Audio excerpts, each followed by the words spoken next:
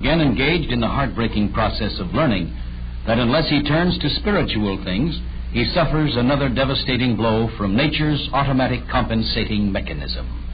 For if the material things he creates are not used for the benefit of man, soon they become weapons that are turned against him. They separate, divide, and destroy until he is once more upon his knees begging for some sort of guidance. Unfortunately, it would seem that only circumstances can force man to do what his heart and conscience should have prompted him to do long before. The processes of wealth production, using the tremendous resources at our command, could easily maintain a generous standard of living for all men on the planet. But unfortunately, these processes of wealth production are still mainly looked upon as money-making processes rather than welfare-assuring processes. We are still more interested in the profit than in the patient. The limited and jealously guarded allegiances to different flags, complexions, and prayers have kept man from attaining a united, cooperative, organic whole. In a family unit where love is the ruling factor, we make whatever sacrifices are necessary to maintain the unity and welfare of the group. But the human family, created by one God, living in one home, the planet, is sadly lacking in a universal love that can bind it together. It is crying for a world conscience that can become the basis of cooperative living. It is the hope of the Baha'i world faith that all religions will at last link together their efforts in establishing this world conscience based upon the universal truths that are common to all their beliefs. Mankind has allowed historic accidents to divide it. Accidents of national boundaries, of skin colors, of political theories, of religious beliefs. These differences, which should be factors of pleasing variety, have become weapons of separation. These so-called differences can play a vital part in the growth of society. They have validity and truth as long as they are recognized as relative and temporary stages of man's development. However, we have allowed them to crystallize into truths of permanent value. Until now, they have become barriers across which the concepts of world unity find difficulty in flowing. It is an unfortunate fact that the liberals of one age become the orthodox of the next. We gain our destination, our goal, and then we turn a well-directed cannon upon those who would come after us and go yet further. Scientifically, technically, we are a united world, an adult world. Emotionally, spiritually, we are an immature world, fighting over our dolls and our cherished inheritances. What an unhappy sight that there should be universal acceptance of those material scientific things that can dismember us, and no universal acceptance or recognition of the one thing that could preserve and unify us, love. It is just such a love that is missing from our united international undertakings today, a universal love. Not a vague and pious thing, but a wholesome, practical, down-to-earth realization that the world is one country and mankind its citizens. An insistence upon the obvious truth that there is no exclusive salvation for the Frenchman, the American, the Spaniard, nor any exclusive salvation for the Jew, the Christian, the Mohammedan, or the Baha'i. Any plan that is less than planetary in its scope is doomed to failure. The words of John Donne are truer today than ever. Do not send to ask for whom the bell tolls. It tolls for you. There is a new spirit abroad in the world that is booming out a requiem to those atrophied ideas which look only upon the advantages of the individual and which stunt and thwart the advantages of the community of man.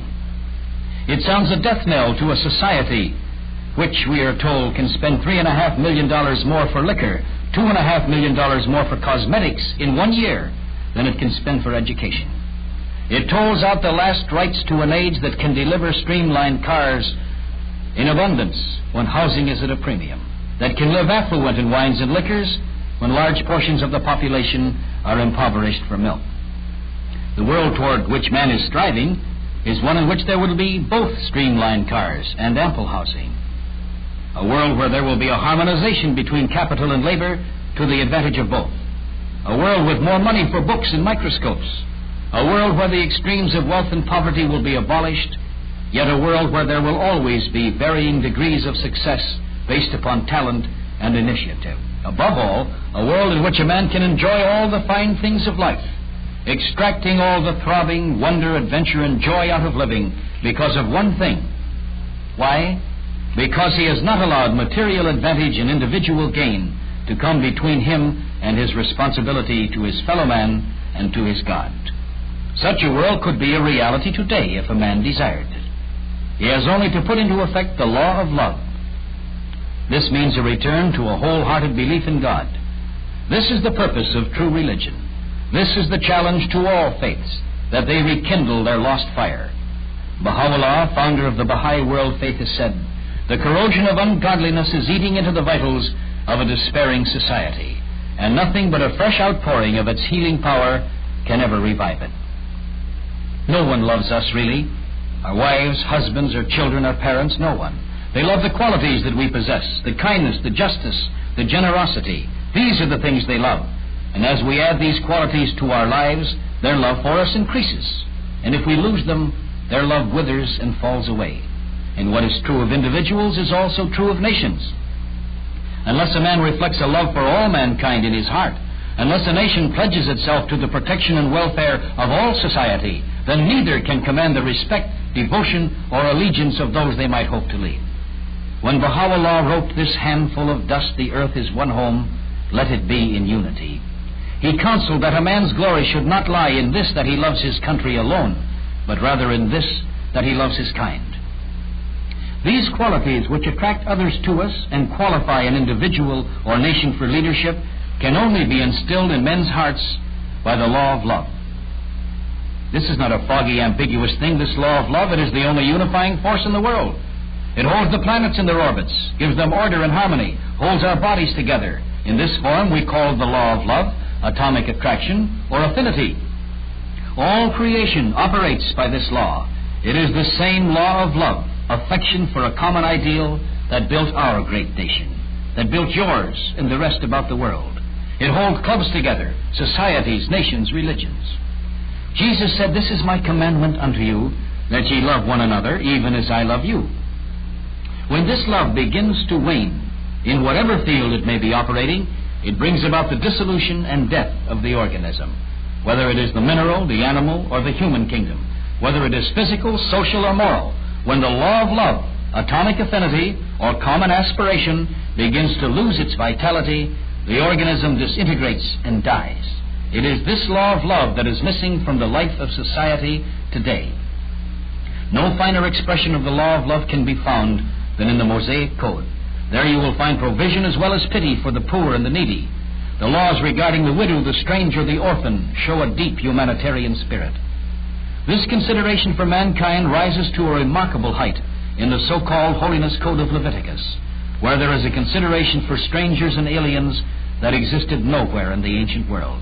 The law of love shines constantly from the words of Christ. Baha'u'llah, founder of the Baha'i World Faith, has again breathed into the world this law of love. It lives throughout the more than 100 volumes which he wrote.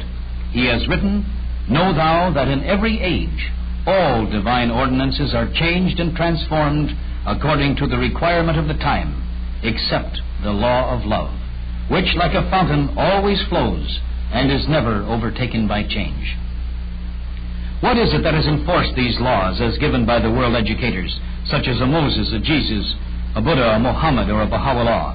What has made it possible for a civilization to rise upon their teachings? Without question, it was the belief of the Hebrews that the Mosaic Code had a divine origin, that it was not man-made. This was the source of its vitality. "Thus saith the Lord" was the authority. In Jesus' time it was, "This is not from me, but from my Father which is in heaven." Another way of saying, "Thus saith the Lord." Baha'u'llah has in like manner emphasized that if spiritual truth hopes to exercise any abiding influence upon the affairs of men, it must have an authority to which men can lay down their lesser allegiances of the superiority of race, class, or country to a world allegiance.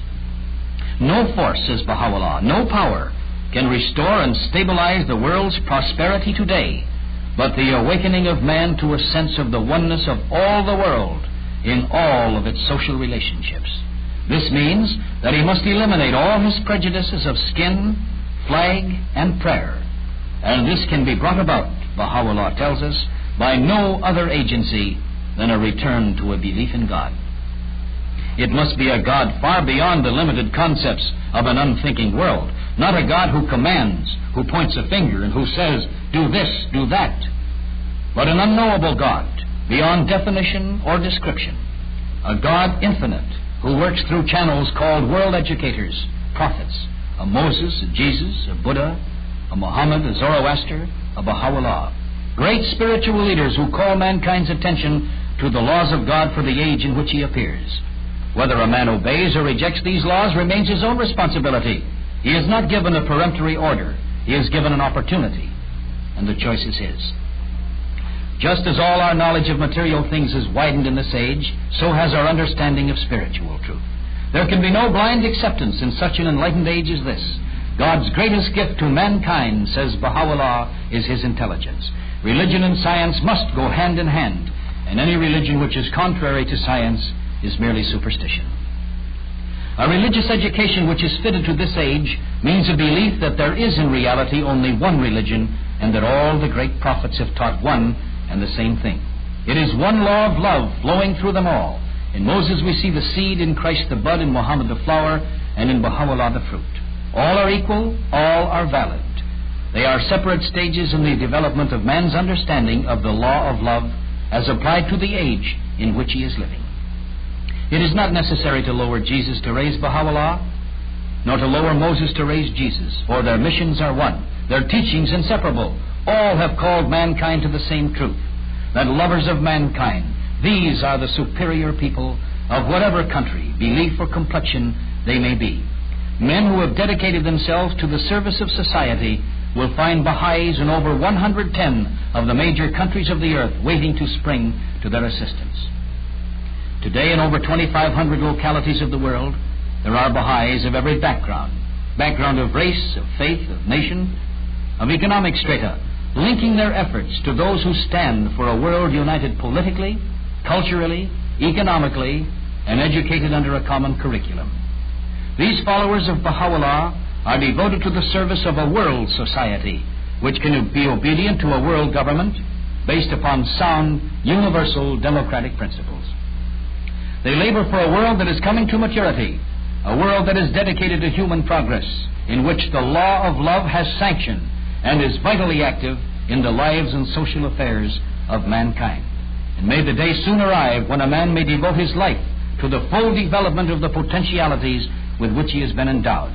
We ask it in the name of Moses, in the name of Jesus, in the name of Muhammad, in the name of Buddha, in the name of Baha'u'llah, in the name of all the great world educators since the beginning of time.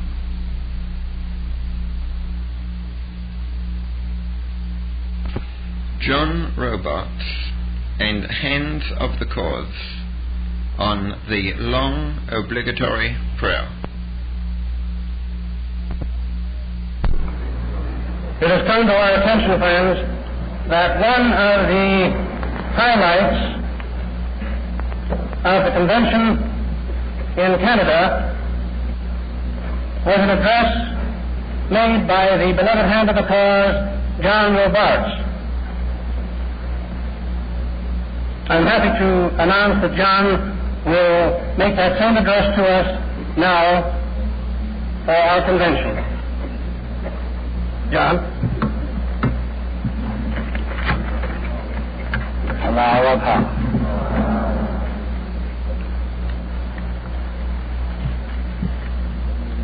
Friends, when the hands of the cause met during the Baraji conference last October and November, we were delighted with the progress of the faith throughout the world.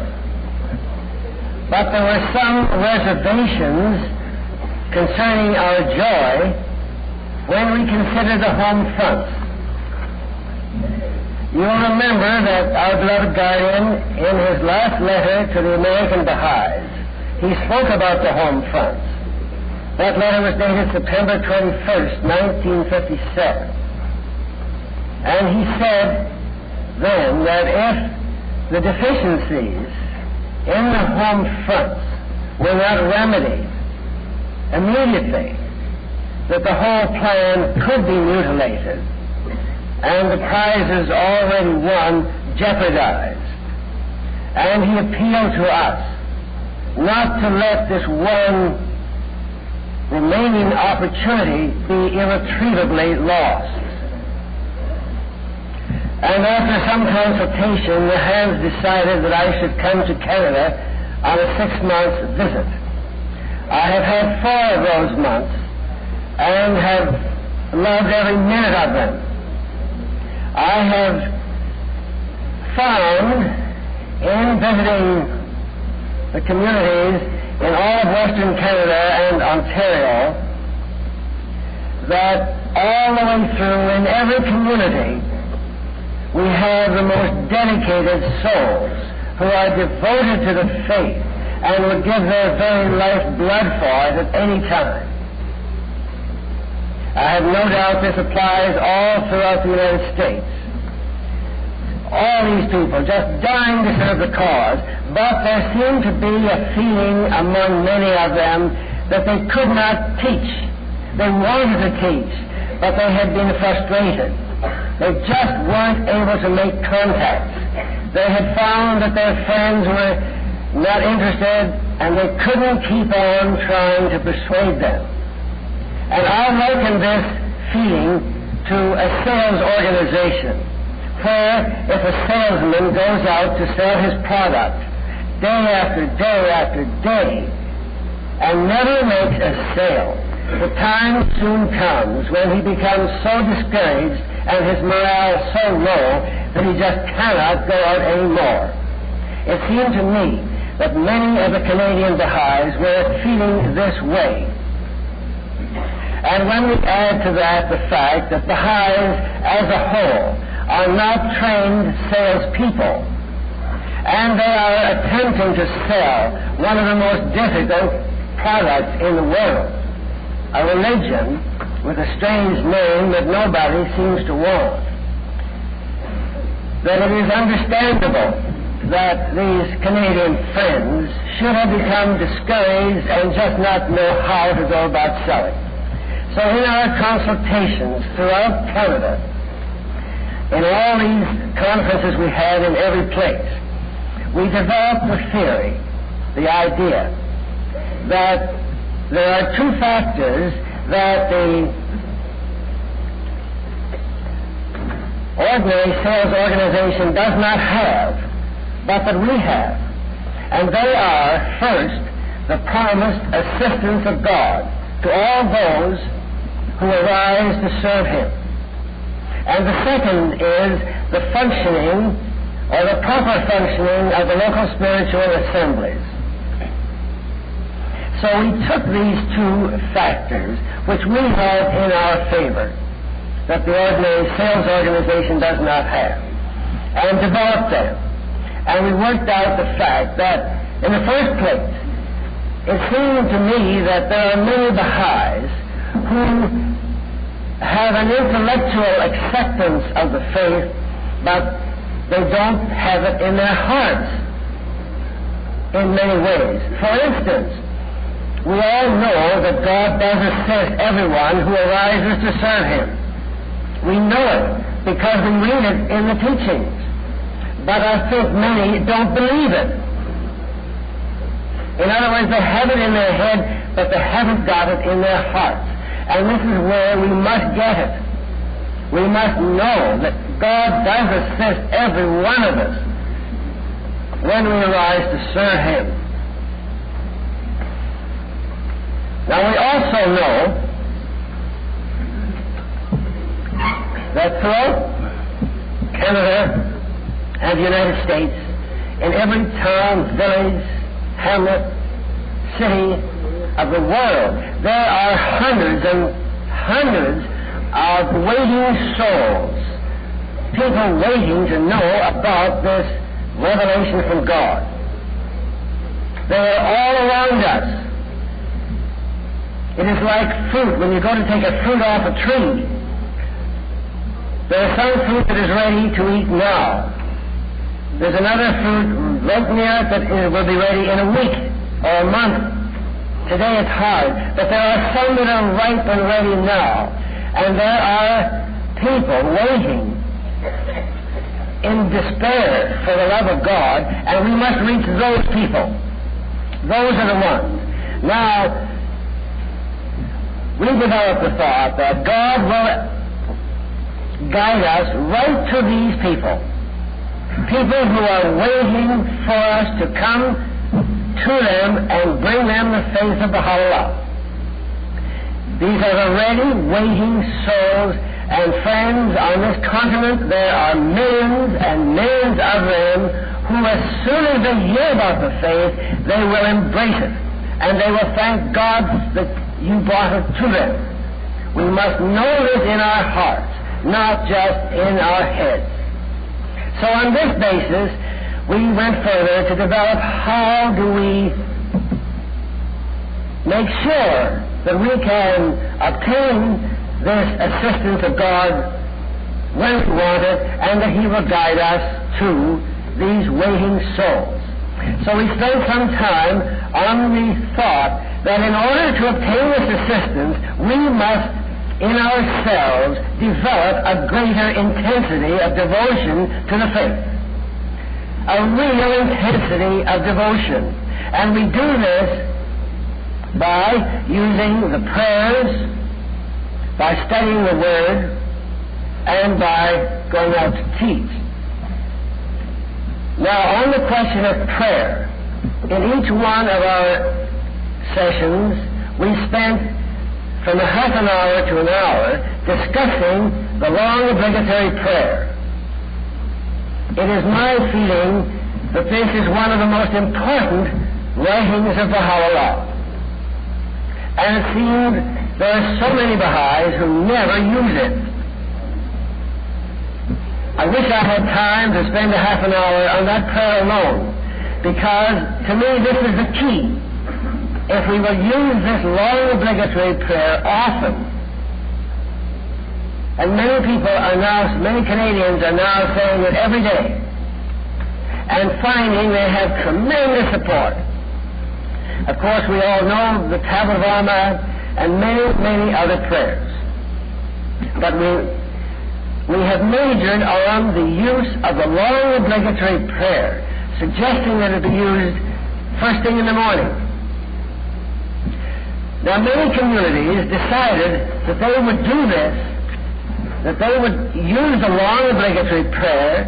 Several said they were going to use the Tablet of Ahmad 9 times a day. They were going to read some of the teachings every morning and every evening. You know, if you have a hose connected to a tap that is running with water, that water is diffused out at the end of the hose. But if the hose is just an inch away from the tap, no water gets into the hose and the water doesn't diffuse out. It is the same with teaching the cause. If we want to teach, we must be connected with the source of the power. We must be titled right into the teachings and to the love of God. And this we do by developing this infinitely greater intensity of devotion. Now, friends, it is easy to make these statements. I suppose there's nothing new about this at all.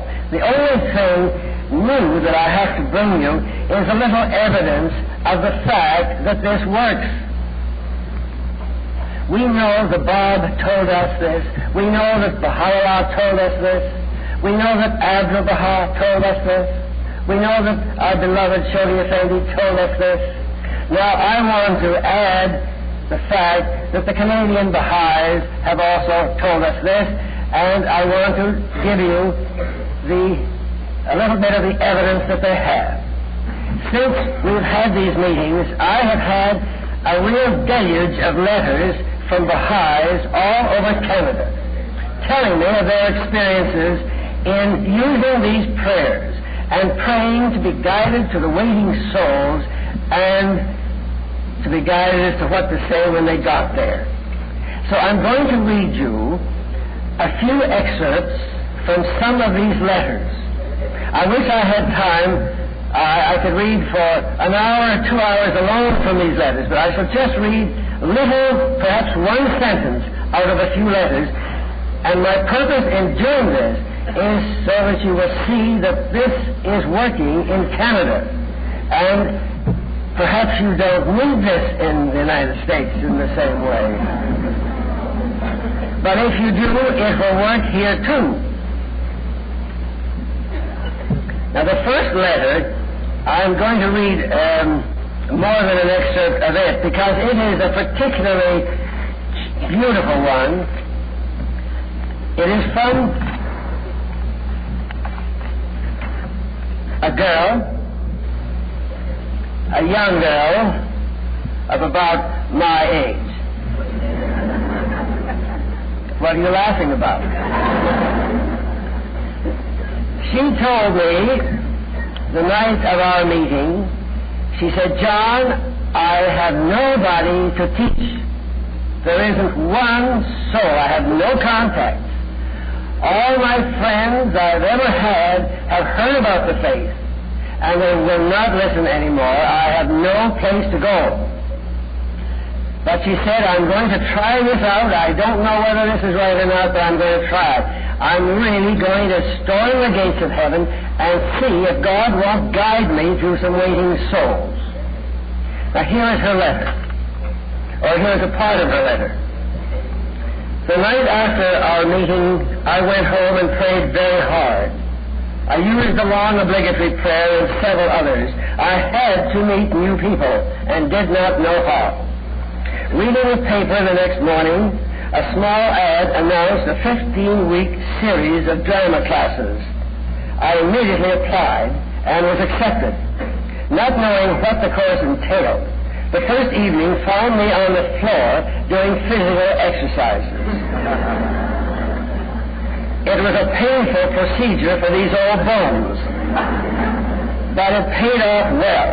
Lying flat on my back, I heard a whisper from a girl. That's a fascinating ring you are wearing. Please tell me about it.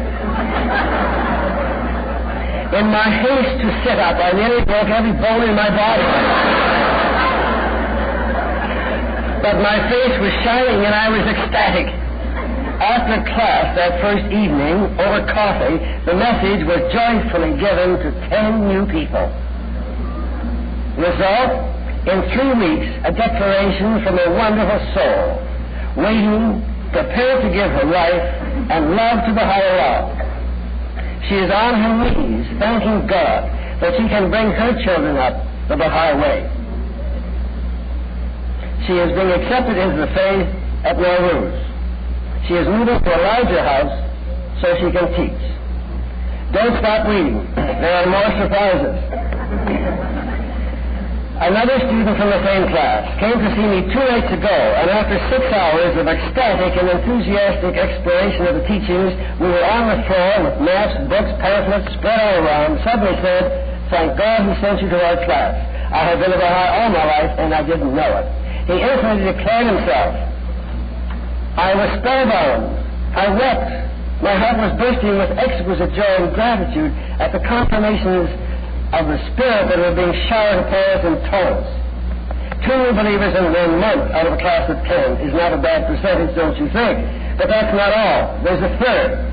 A colored boy who is studying, also the husband of the first friend who won't be far behind.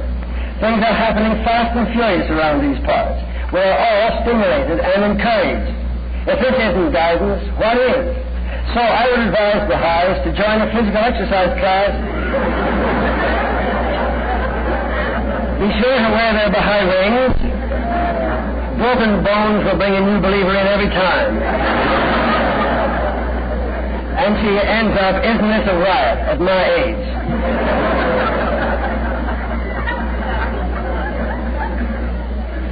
Friends, this is just one case. I have several letters like this. This is happening. Do I need to say any more? Can I sit down now?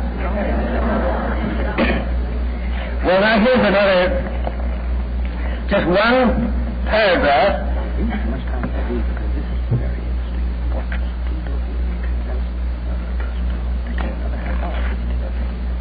guess I can speak for 5 hours.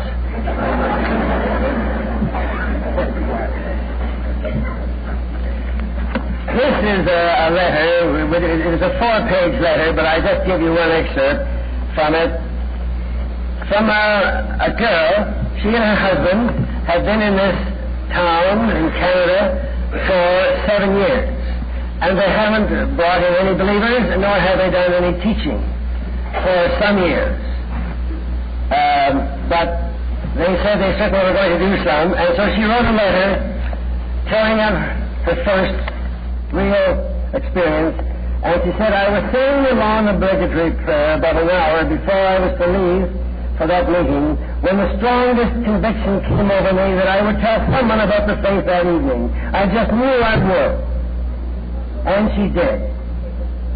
Another one. The prayers are bringing results for me. Had an amazing talk with my manager today. What a wonderful experience. It almost scares me. In fact, it did scare me. I rushed right upstairs and said the long obligatory prayer. Another one from a wife whose husband had resisted the cause for some years. And in the same town, there was a wife who had resisted the cause for some years. And she wrote, we have been saying the tablet of Almighty 9 times every day, along with several other prayers. On March 20th, she wrote again, this was 2 weeks later, to report 2 declarations, her husband and the wife of the other chap. And she said, I am too happy to write a sensible letter, but just had to let you know the good news. And they attribute this to a long obligatory prayer, the tablet of Almighty 9 times a day. Another one, the power of prayer was quite a revelation to me. For I knew that power was there. The tremendous potency of it became clearly shown to me by this happening. The morning after our meeting, she told me later that she had decided she would try this out, and she spent 1 solid hour in prayer.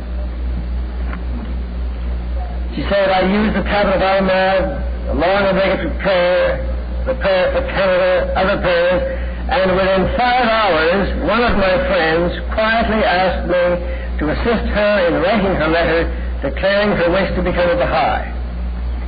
The confirmation of the power and assistance we get from our prayers will live forever with me. Now, here's one that is a little unusual. I must tell you about this one. You see, I am so convinced that this guidance is available, but sometimes I might be accused of perhaps being just a little over-enthusiastic. And I was at one meeting one certain Friday evening, and I turned to one chap who was at the meeting. I knew he was going away for the weekend, so I said, Richard, if you pray, God will bring somebody to your door on Monday afternoon. Now, I didn't mean him to take me too literally on that, but here's his letter. After our meeting, I began to ponder over the words you had said to me. Someone would come to see you on Monday afternoon. I prayed over the weekend more than I have ever prayed before. And on Monday, I waited anxiously and very alert. But nothing happened. I was not despondent as expected, but reasoned that I must pray with more intensity. Lo and behold, on Tuesday afternoon. Now, friends, I can't hit it right on the nose every time.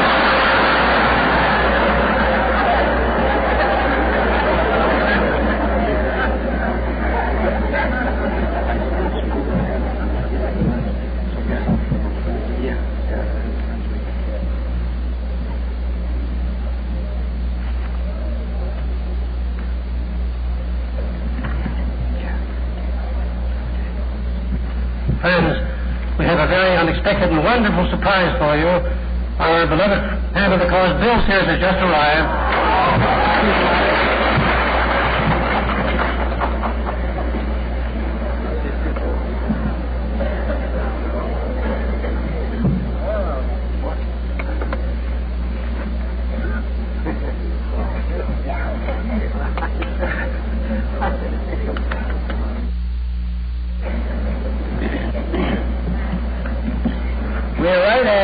Tuesday afternoon.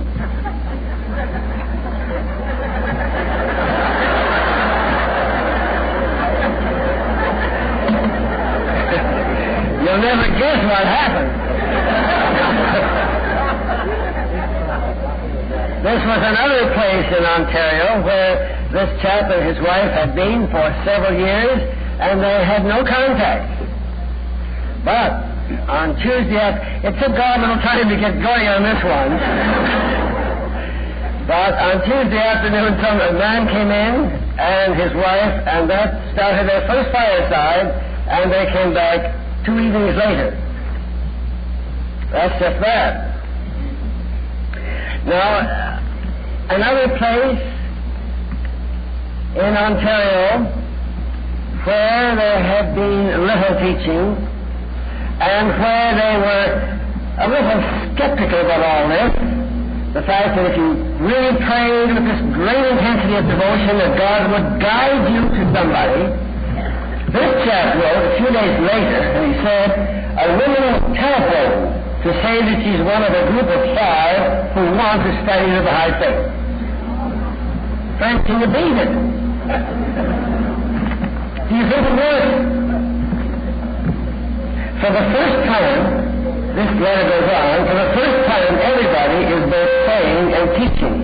I have never seen so many happy Baha'is before. Everybody seems to have a new sense of confidence, and the effect is even noticeable in details of personal lives in some of the most wonderful ways. For myself, I just have never seen teaching the faith this way before. Friends, I had a letter from 2 old friends. One of them saying that his son and his daughter had declared, and another one expressing such joy that his wife had become a Baha'i after many years. And you know, I think this may have been the result of a certain technique that I was able to bring to them from Africa. And I pass this technique on to you in the hope that perhaps you may be able to use it. This is a young African man who has done wonderful teaching in the Netherlands. His wife had not been a Baha'i. In fact, she was quite hostile to the faith. But at the last convention, he told us that she had become a Baha'i. So after I asked him about her and congratulated him on the fact that his wife had come into the faith and asked how he had done it. Well, he said, you know, it was very difficult at first, but you know, the time came when my wife began to think that she would like to join the meetings, to be a part of the group. You know, he said, we have meetings in our house 3 nights, 4 nights, sometimes 5 a week. And she thought she'd like to be, you know, come along. He said, we have a very small house. We only have 1 room, just a little mud hut, and of course, when she wasn't a Baha'i, well, I couldn't let her stay. I had to ask her to leave the house. And she became a Baha'i during the last rainy season.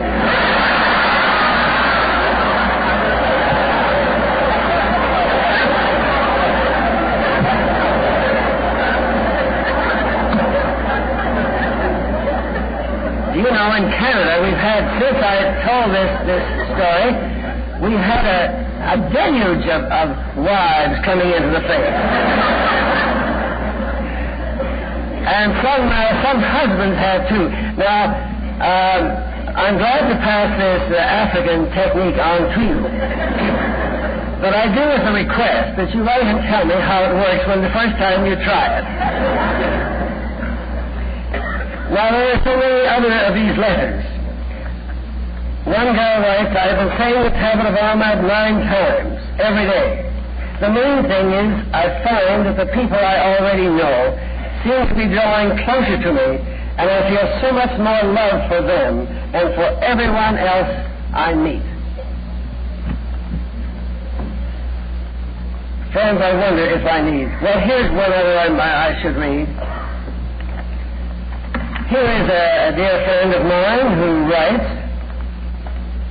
This is a girl. She said, I don't know that I should read this. I hesitate a little bit. She starts out by saying, Dear John, would you please go back to Africa? You are becoming a disturbing factor in Canada. We can't keep up to those things that are resulting from our prayers.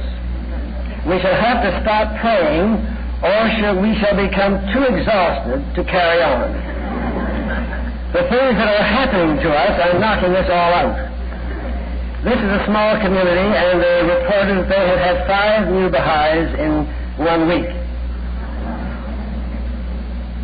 So I'm going back to Africa just as soon as I can, in the hope that this continues.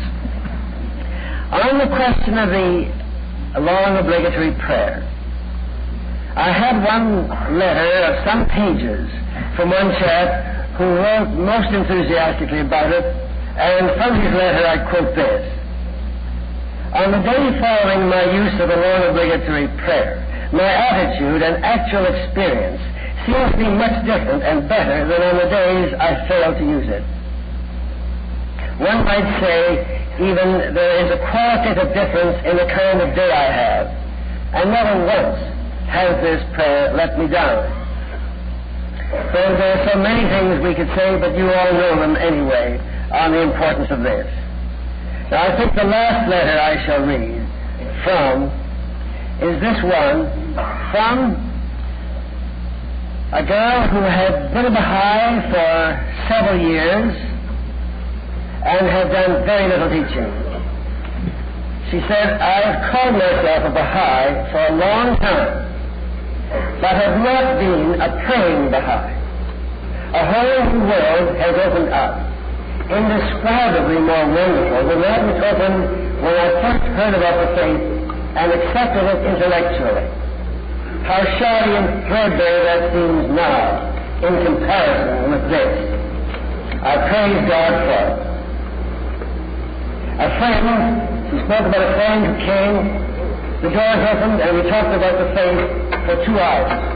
He had never heard of it before. He is searching, is full of questions, and is so sincere that I honestly feel ashamed and grateful combined to be alive. That night I prayed in the greatest joy until 3 o'clock.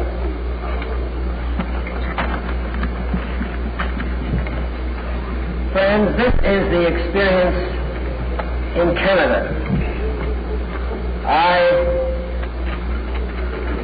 Goodness, what's going on here?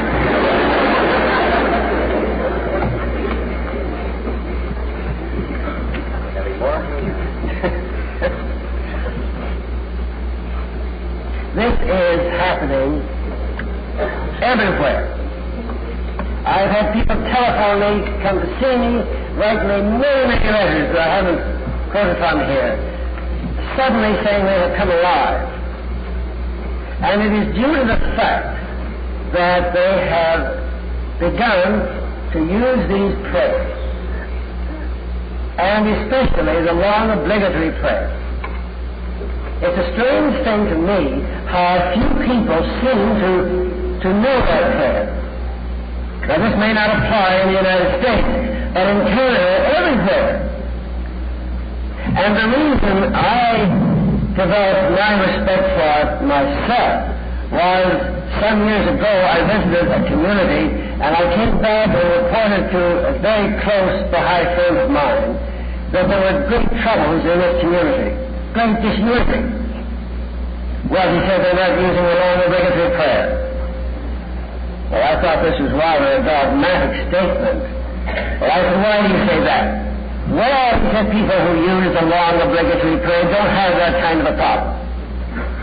So, a year later I went back to that community, and in the course of our discussions I gave a little talk on the long obligatory prayer. And someone said, where do you find that prayer? They haven't been using it, and when they started, a lot of their problems just seemed to dissolve. And then they began to teach. And it seems that in so many communities, where there is active teaching, people are really happy. where they don't teach, they seem to devour one another.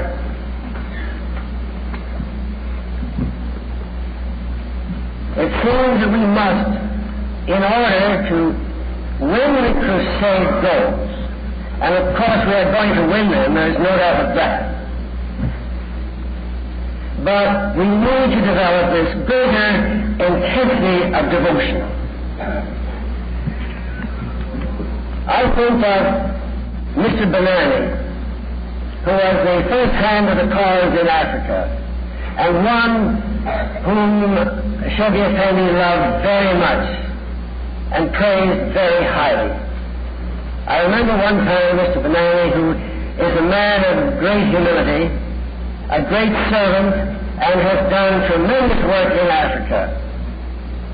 He told us that several years before he had been appointed a hand of the cause, he was in Haifa, and Shoghi Effendi pointed to a stone that was lying in front of them, and he said, "Do you know, God could activate that stone so it could rise up and teach the cause if he wanted to." And Mr. Benani said he couldn't understand why the guardian had said that. But he said, "Now I know." He said, "I am that stone. God has activated me so that I seem somehow to be able to do something for the cause. But literally I am that stone." Well, that was a great encouragement to me, because I have felt very stone-like myself, and I think many of us have. And it's a wonderful thing to realize that God can activate any one of us if we will just arise to serve the cause. And this applies to all of us. So friends, this is my message. We all want to teach the cause. We all know that there are people waiting all around us, desperately waiting to embrace the cause and the love of God. And if we develop this increased intensity of devotion by using the long obligatory prayer, the tablets of our mind, study the teachings, and go out and teach, we will be guided in every step we take. Allah upon.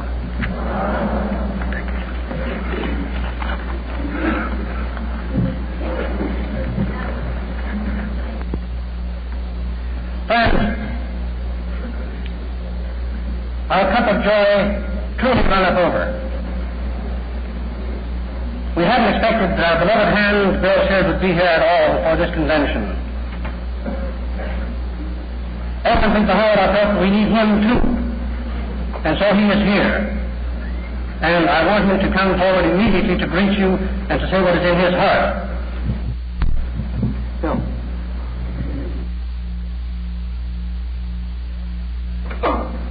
Allahu Akbar. I bring you the love and the loving gratitude of your fellow Baha'is in the 21 Latin American republics, and from their two conventions in Central America and the Antilles. Each of the countries has solemnly vowed that they will consolidate their victories, having won their goals, and keep ablaze the fire that you have ignited through your sacrifice of resources and pioneering. I know that what I'd like to say to you from my heart has already been said with love and eloquence by Amatul Baharuhiya Khanum and by the other hands of the faith. So I'll only share with you this love and repeat the words of the Master. Do you know what day it is in which you are living?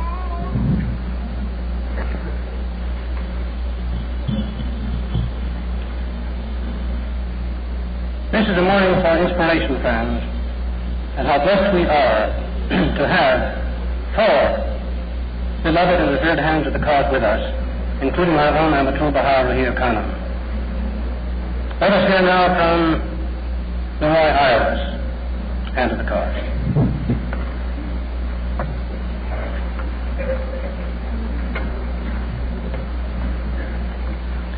Beloved friends, from now our power. I'm very deeply moved this morning because actually when old age starts to creep on, you start to think of the days of your youth. Of course, I realize that age is a relative thing. My first realization of getting old was when children were arranging a meeting for the young people in San Francisco. And I became very enthusiastic over it and said, well, we'll do this and we'll do that. And one of my daughters says, but listen, Daddy, this is for the young people. And yesterday as I was sitting here looking at the newly elected National Assembly and your distinguished officers, I thought how wonderful it is to have such fine young people at the helm in America. Because the responsibilities devolving upon the American Baha'is during the next few years is going to be tremendous. And to have such a fine, rounded out assembly and such stalwart defenders of the faith is really another of the victories of the cause. But I was particularly moved this morning because it brought back the days when we sat under a tent in this exact spot and Abdul Baha laid the cornerstone of the temple.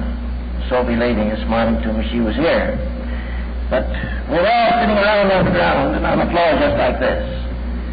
I remember I sat within about 3 or 4 feet of Abdul Baha while he was sitting there and the soil was being dug and the cornerstone was being laid. And this came to my mind very vividly this morning as I see this finished building, this glorious edifice, one of the great silent teachers of the cause, and filled with this great throng of devoted, sincere, and consecrated Baha'is. I've been very deeply moved in the past few years in traveling around and finding the way the Spirit of Baha'u'llah has entered into the lives and impregnated the beings of people everywhere. You have these 2 distinguished hands of the cause from Africa, which the beloved guardian said would achieve great victories. I remember when the work in Africa first started, the beloved guardian was very enthusiastic. He kept telling us what was going to be accomplished. He told about these great victories. And all my life I've been engaged in the teaching work, as you all know. I had the privilege of serving on the National Teaching Committee in America for many years and during all the period of the first 7-year plan. And I said to myself a number of times, I thought, well, I've been chairman of national teaching committees. I've watched teaching work, and I've been teaching all my life, and I'm a little afraid the guardian's a little enthusiastic. Of course, I never been bold enough to venture any such thing as that to him, but that was what was in my mind. Then the cable started to be received with these great victories being won.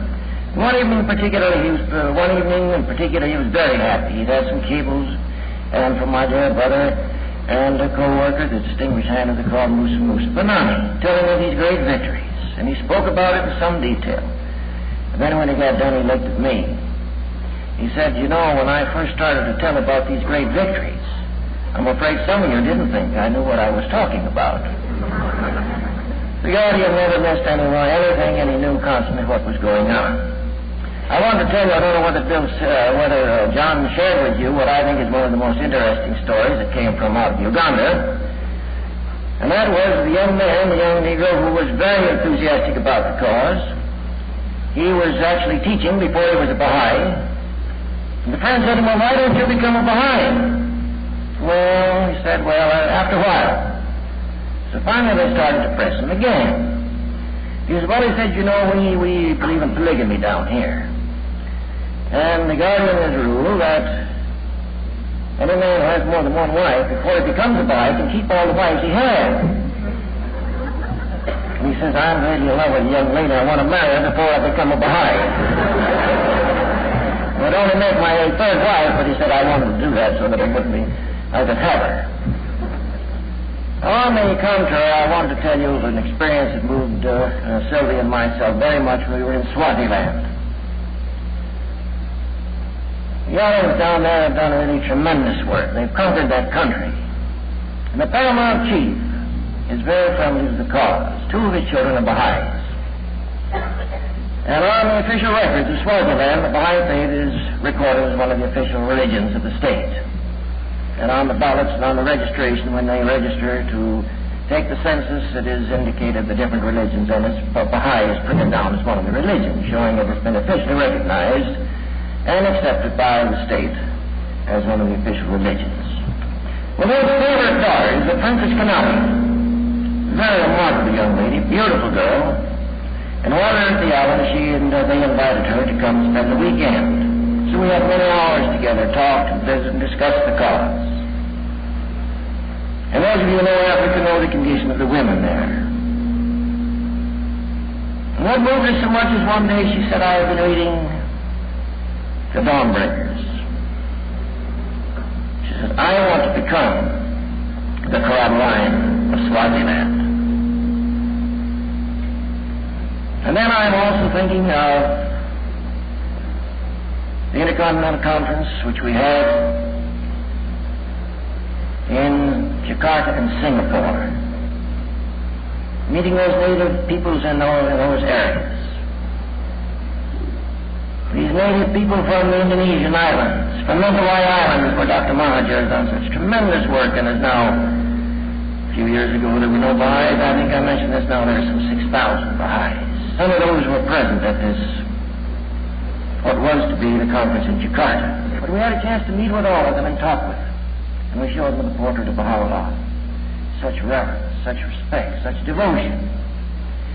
And then when we had to move the conference to Singapore, the Malayan natives were there. And this was really a moving experience, friends, because it was the first time when the great bulk of those present in the conference were of the brown race. And the Guardian was very happy and very enthusiastic about this, because we'd had the four races in the faith that we had not had up to that time, and the members of the brown race, near the preponderance of the people in the audience, and making up the conclave were the brown race. And then we knew truly that being the last of the Intercontinental Conferences, that was certainly the basis on which the world government could be called, because it covered the earth and there were members of every race present. Well, there was one young lad about 22, 23 years old. Fine character. He told of the difficulties of his youth. He came from a Catholic family. And he attended an Episcopalian church, an Episcopalian school. And in the school they keep after him all the time. They say, look, if you come here for your education, why don't you accept our religion? And then he would go to church with his parents were present, and the priest were present, and say, look, if you're a Catholic, why don't you go to a Catholic school? So his life was quite miserable and torn between these conflicting religious interests, all of them in the name of Christ. And then he became a Baha'i. And his parents became so infuriated that they disowned him and put him out. And he'd had a very difficult time. And he reported, he told of his experiences. And he says, I have been reading the Dawnbreakers. It's interesting what the Dawnbreakers have done for people. He says, and I recall when the Bab told Hujjat, you will be the first martyr in Persia. He says, I am praying that I will be the first martyr in Malaya. Friends, this is a devotion, a purity of heart and a devotion that moves you. And anyone who has the idea that the cause is not strongly entrenched in these new countries and in these new areas, I want to say the pillars of the faith are being raised up day unto day. Look at Galinda. Look at these Baha'is of South Africa, like Rudolph O'Donnell and Mafeking. No matter what happens in the world, those people will be teaching this cause. And I'm moved to say that I only wish I could find in the old established centers of the faith, as we go around, as I mentioned the other day, in America, Canada, Germany, India, Egypt, these areas where the cause has been established so long. I only wish we could find evidences of a spirit of devotion such as these people manifest, and as these people carry into their lives. These people have been in jail. Rudolph O'Donnell has been in jail 3 times. And at the 3rd time, the hearing he was finally given a permit to teach as a Baha'i teacher throughout a mall of Mozambique. And one of the most difficult countries in the world we have is Portugal, and Mozambique belongs to Portugal. It's a very Catholic country. But it shows how sobering in the cause has done so much. Perhaps one of our troubles here in all these old established centers is we don't suffer enough. I thought that Mr. Sabbat so beautifully portrayed to you the problems in Persia. But I thought he might mention that there never has been since the early days of the cause so much teaching work going on as there is today in Persia. So many new people coming into the cause, not since the early days of the cause. And the National Assembly attributes this to the persecutions which they had 2 or 3 years ago. The outsiders want to know who are these people that were persecuted. And it gives them an opportunity to teach, and to teach continuously. Speaking to all. This mic is a little too low.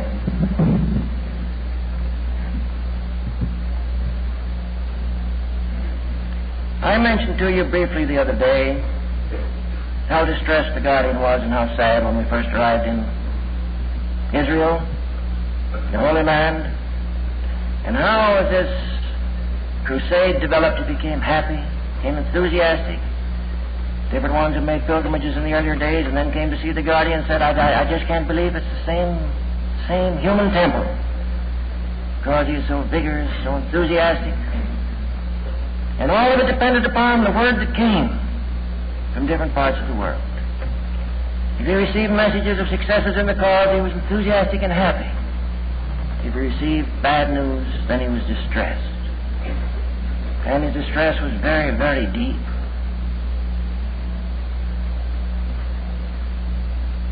And he was weighing constantly, friends, the conditions all over the world. I recall one time he said, I am so busy I don't have time to actually act as the Guardian.